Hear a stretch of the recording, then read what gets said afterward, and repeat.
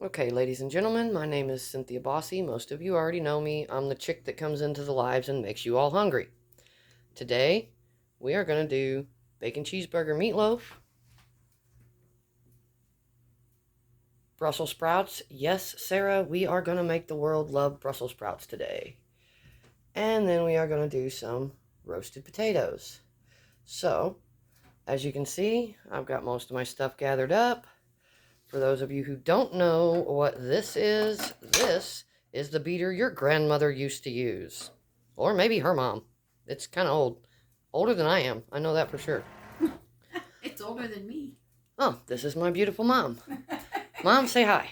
Hi, everybody.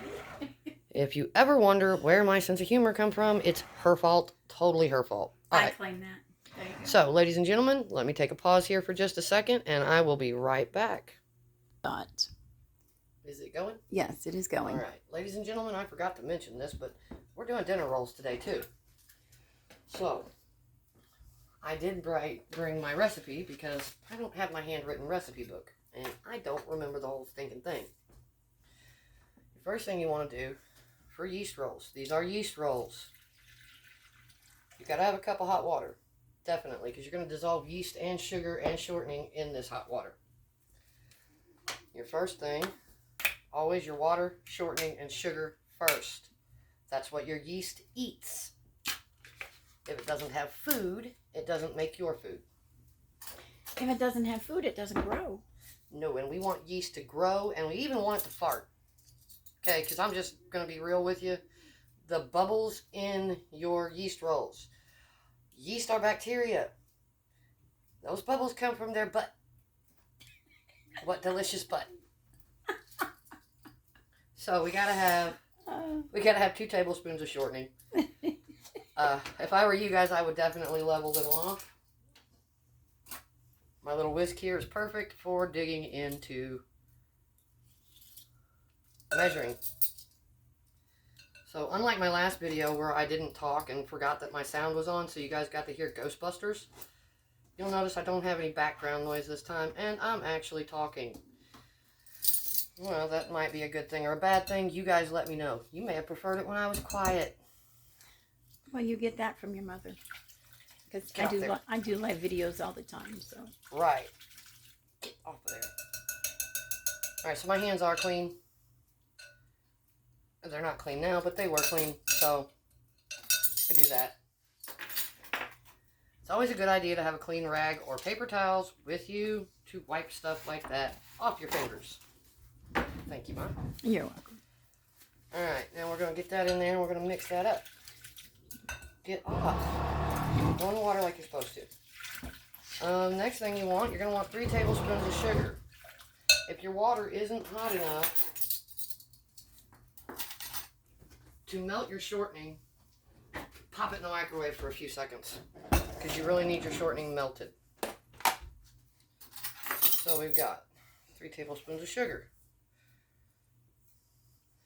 By the way, don't measure it over the bowl or you will wind up with sugar rolls instead of yeast rolls.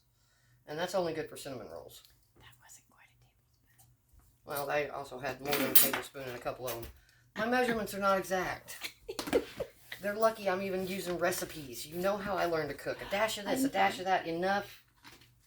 A pinch of this and a pinch of that. Right? I mean, I learned to bake by using ratios, you know. A 1 to 3 or a 3 to 5 or, you know, however. Yes. I learned to cook back whenever, you know. Grandma was cooking. Yeah. Alright, so this isn't quite hot enough. So I'm going to step out of the camera view for just a second and pop that back in the microwave. Oh, guess what? I can actually keep her in the camera view. That's why Mom's helping. So probably not 30 seconds, but, I mean, we don't want to cook our sugar. No. Yes, it will cook in the water if you have shortening. It will totally deep fry itself. Don't try it at home. Because burnt sugar smells like ass. It smells like butt. Okay. I will try to keep the cuss words to a minimum in case any of you want to let your kids watch, but trust me, you will hear words like ass. Mm-hmm. And fart And if you don't have the sense of humor to laugh at a fart joke, then we're just not alike. You know. But if you can't laugh at a fart joke, you just got no sense of humor. That's all it is. So, the next thing, after you do that, oh, don't let my egg fall. Is you're going to want to put an entire package of yeast in here.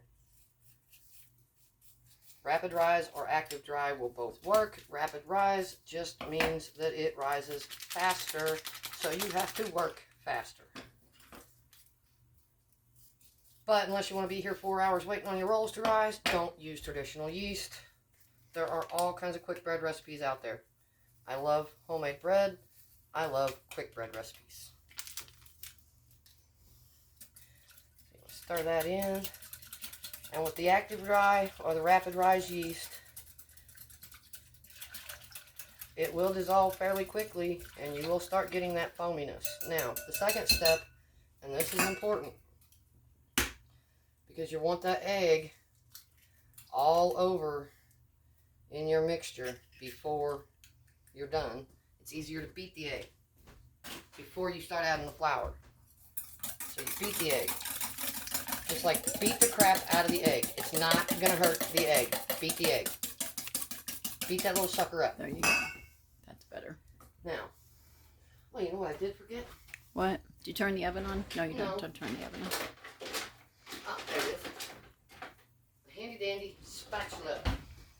Yes, I know for those of you that fry, this is not a spatula. For those of us who bake, this is a spatula. Just don't ever use it in the heat. Don't do it. That one you can actually put in the frying pan. Don't tell people that because most of them can't. I know. Don't do it unless you know that you can do it. Because if you put the wrong ones in the heat, you're going to have melted pan. Yes. Or melted spatula. Yes, you are. Now,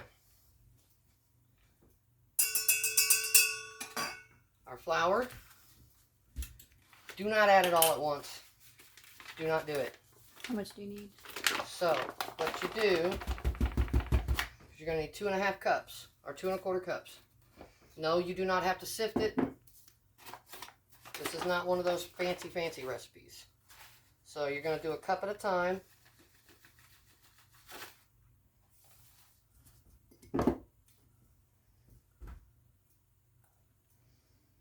Do not add the egg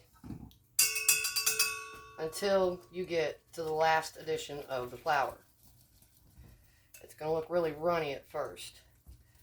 And don't worry about mixing it in so well with each addition that you get all the lumps out. Trust me, whenever you pull this stuff out and you start kneading it, you'll get the lumps out. The lumps will all be gone.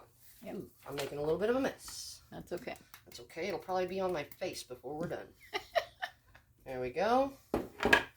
Now, one more. Add a 1/4 cup. I got that turned wrong. There we go.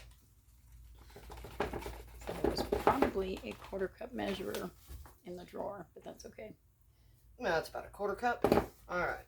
Don't put your flour away. You're going to need it when you knead your bread. No pun intended. That's what I was going to say. No pun intended.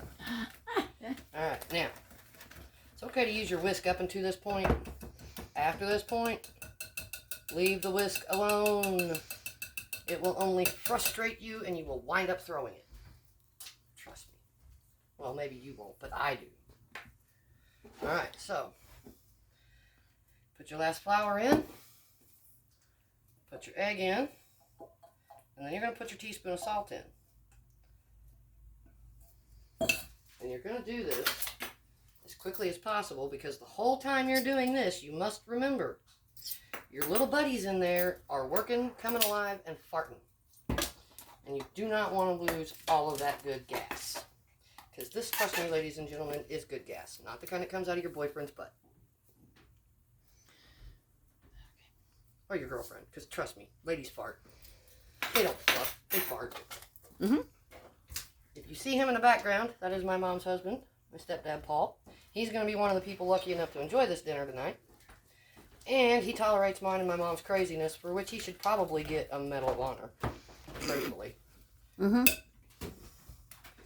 Because, you know, we're not right in the head at all.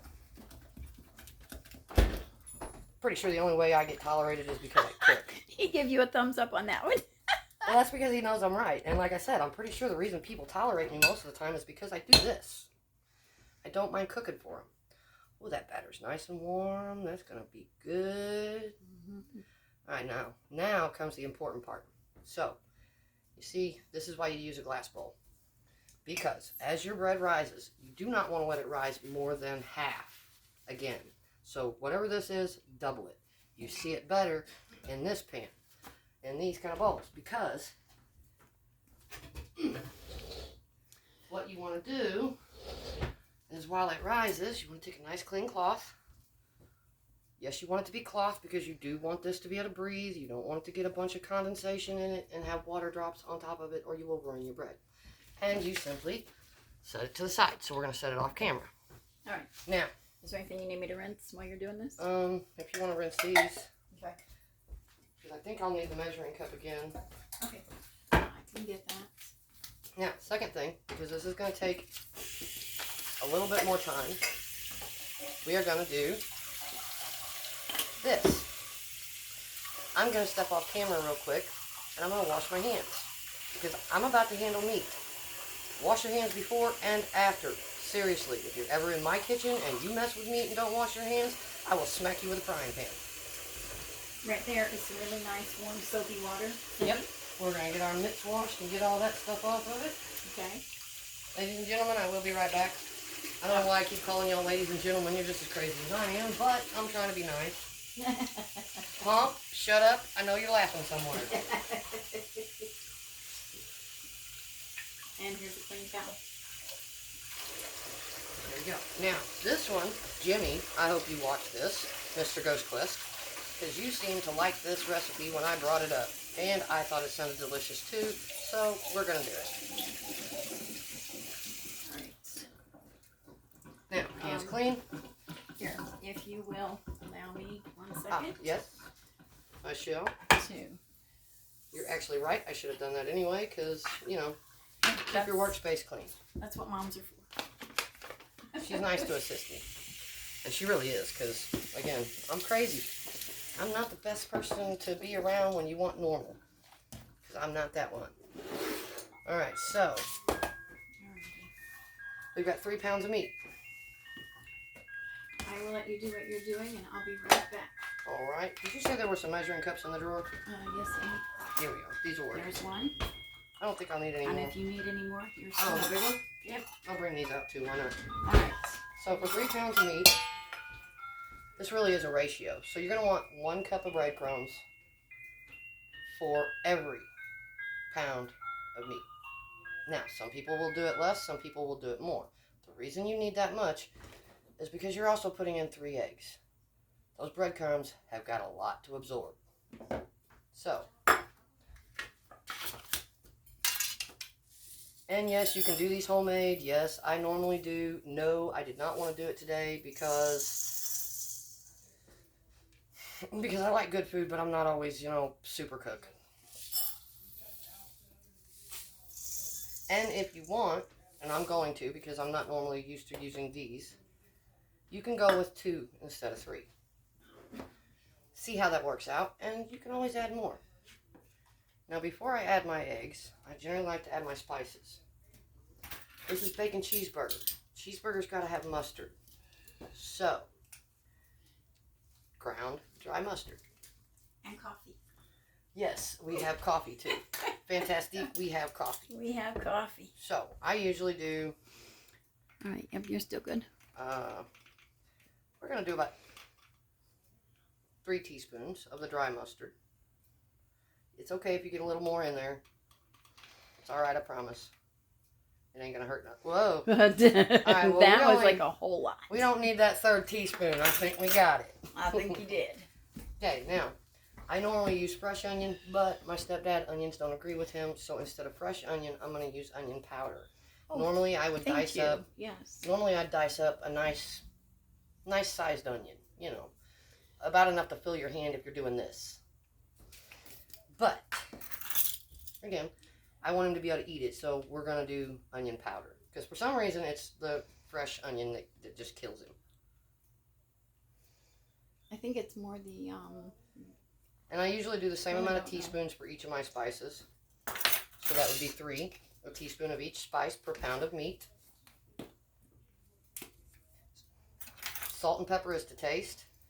This recipe is going to have bacon in it, which is naturally salty anyway. So I probably will not put as much salt in it.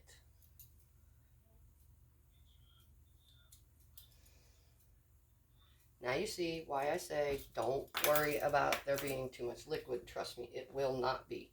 What did I do with my... It's right here, babe. Oh. Yeah, alright, there we go. Now, pepper and salt are totally to taste. I'm not big on salt. I'm not. And I believe the amount of salt would just about be correct with just the bacon. Pepper, I do like a little pepper. So we're going to do a full 2 teaspoons of that. But again, that's to taste. So you guys put in however much you want. If you like a real peppery meatloaf, pour it on. If you like a real salty meatloaf, pour it on. I kind of like an even taste with my spices. Well, that was quite a bit there. Yeah, that's probably enough because, like you said, you're gonna get the salt from the Yeah, so I'm only gonna put like a half a anyway. teaspoon more. Now this one does call for something else that is just delicious. I love these things on about anything. Crispy fried onions. Oh yeah. Now, I didn't think to crush these before I put them in there, so we'll just do a little smushy smush. There you go. Just smushy, smushy, smushy. You don't want to break them up until they're powder. And those onions Paul can eat. So. You don't want to break them up until they're just powder, but you want to break them up good enough that you can get a good mix in them. And ladies and gentlemen, if you have a deal about touching meat, step away from the camera. Or get your pair of gloves. Because you can't do meatloaf without getting You got your hands in it. And you cannot properly mix it or tell if it is the proper consistency without getting your hands in it. And trust me, consistency on meatloaf is more important than you think. Ooh, almost had an eggshell. Yep. You gotta watch those brown If eggs. it's not consistent, if it's not the right consistency, it's either going to wind up swimming in grease or it's going to be dry as an old popcorn fart. Yeah. And I don't particularly fancy meatloaf of either kind. So how much of this did you use? I used a cup. Okay. Actually, I used 2 cups. The recipe would normally... Why did I just do that? What? The recipe would normally call for 3, but because I'm not used to using those kind of breadcrumbs, I told them I'm only going to put 2. If I need to add another cup, I will. And here's the nice part. That's the squishy part. See, the good thing about this is, too, if you're mad at anybody, like if there is somebody whose head you want to pop off right now, okay, then this is really a good way of getting that anger out. I'm telling you. I mean, you just squish it. And you just pretend that you're squishing their poor little head. I know that's kind of weird, but hey, you know what? I'm me, and I live in the woods. There's a lot of things you have to do to entertain yourself. Now, the second thing about this meatloaf is how you set it up. Now, you see this? I don't know if you can tell, but we've still got a good ball. But it's kind of coming apart, kind of falling apart a little bit. But you can still form it in to a loaf shape, roughly. Now, I will tell you this. I don't put my meatloaf in a loaf pan. And the reason I don't put my meatloaf in a loaf pan is because of the amount of grease. Now, I also like to use lean ground chuck. It's a little more expensive, but I also have a butcher shop available where I can get these good meats at less than what you would buy in the supermarket, and it's fresh. And my glasses just about fell off my face.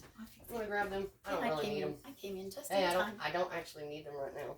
Okay. I only need them for reading. So, what I do with my meatloaf, honestly, I get a big pan like this. And I love that pan because it's got the pour spout on it. And I take my meatloaf and I pull it out and I flatten it into this pan. And then take the meatloaf and I just kind of separate it out like this. I move this one over here, I move this one over here, and I form them into roughly the same size shape. Yep, you're good. Of a meatloaf roll. Now you do want to get them roughly the same size and shape because, because of cooking, you know. Just because you don't want it cooking longer. Now, another trick that I use to make sure that my meatloaf is not greasy is dun dun dun a baker's rack. When the meatloaf is almost done, you pull the meatloaf out of the pan, pour off the excess grease, slide this into it, set your meatloaf back down on it, and let it finish cooking like this. Or, if you prefer to use the loaf pans, do yourself a favor, get a pan and one of these, and when the meatloaf is done, turn the meatloaf out onto this, and while it's resting, that will also allow the grease to drain off, providing a moist but not greasy meatloaf. Okay.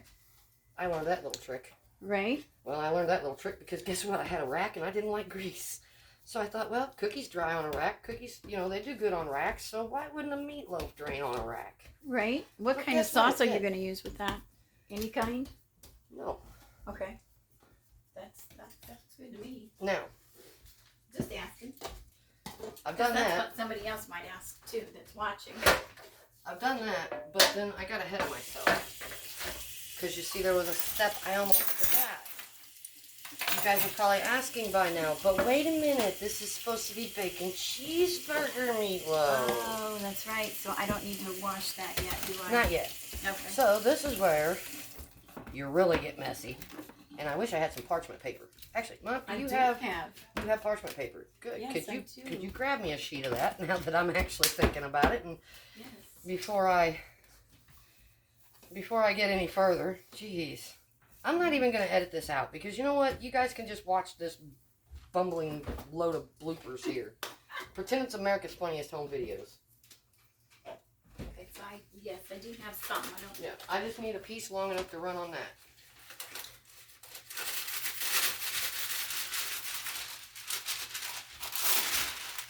Perfect. That'll work. So what we're going to do, we're going to take this meatloaf, and again, we're going to flatten it out. We're not going to flatten it out so much that you get holes in it, but you want it flat fairly well. Now, this is where the cheeseburger part comes in. Again, you kind of want to shape it as you pat it out. Because again, you don't want odd edges. For one, it'll be harder to seal your meatloaf to keep all the cheese from gooey out. Because we all know cheese is good and cheese is gooey. And I like gooey cheese, but I like cheese in where it's supposed to be and not out where it shouldn't be. Oh, so you're not going to cook the... Oh, no. That's a surprise. I'll show you. Okay. Alright. Would you do me a favor? Yes, I will. I need 4 slices of that. 4 slices. Okay. Yes. Oh, this is a reseal. Now I'm going a little fancy on the cheese. I chose Gouda, but that's because it's good. Gouda. American cheese works fine. So does cheddar. So does any other cheese you like. If you like it spicy, put some pepper jack in it. 1. Actually, you know what? I may only need 3. 2. Well, it depends on how cheesy you want it. Well, I want it cheesy, but not overly cheesy. Because there is only so much cheese that this meatloaf will keep inside of it. Okay. So then you just... Okay, what about very carefully. Bacon? When do you want to do your bacon? Now that, again... Okay. It's a secret. Okay. She's trying to get ahead of me and tell all my secrets. Got to kind of keep forming it because, again, we're not working with dough. We're working with ground beef. And it kind of tends to want to break apart and do its own little thing. So you're making like a meat roll. So once you get the cheese nice and rolled in it, just kind of look it over, make sure you don't have any cracks. You know, kind of seal up this part. This part is going to go down. Anytime you stuff a meatloaf, you should always put the seam down. And the reason I didn't put the cheese all the way to the edge is because, one, the cheese will spread. It will also come out and burn. It will also come out and burn. And you don't want burnt cheese. Trust me, it stinks really, really bad. It's not just that. You just don't want burnt inside your food. Right. Now, I think I may not have separated these quite as well as I wanted, but that's okay, because if I need to, I can take the smaller one out before the bigger one's done. So we repeat the process. What temperature on the oven? I need the oven at 400. Okay, let's go ahead and get that, because this oven takes about 10 minutes to preheat. Okay. Also, ladies and gentlemen, I will tell you this. Anytime you're working with recipes, if you've ever cooked before, you probably already know this, but every oven is different. So when you are, especially if you're using an oven you're not familiar with, always keep an eye on your baked goods, because they may either have to be cooked longer or shorter amount of time. Or even maybe not at that particular temperature. Yep, you may even need to adjust your temperature. Yes. So, just be aware. My oven with pastries, baked goods, You gotta be is a careful. little hotter. But Yep. now, like with meats, Yep. it's pretty much adapted to or uses whatever temperature the recipe calls for. Alright, now this one I believe we're going to go ahead and do 4. Okay. You want to try and get your meatloaf patted out as even as possible too. But, you know, again, meatloaf is a fairly forgiving meal. Truly, unless you bind it up in grease or you burn it, there's really not that much you can do to mess up meatloaf. It's like mac and cheese. Hey, I might need 6. It's like mac and cheese. Seriously, if you can't make mac and cheese, just please, dear God, stay out of the kitchen. Don't say a word. We will not tell your faux pas. We will not. We will not tell about my first recipe for biscuits either. No, we will not. Well, we will not talk about...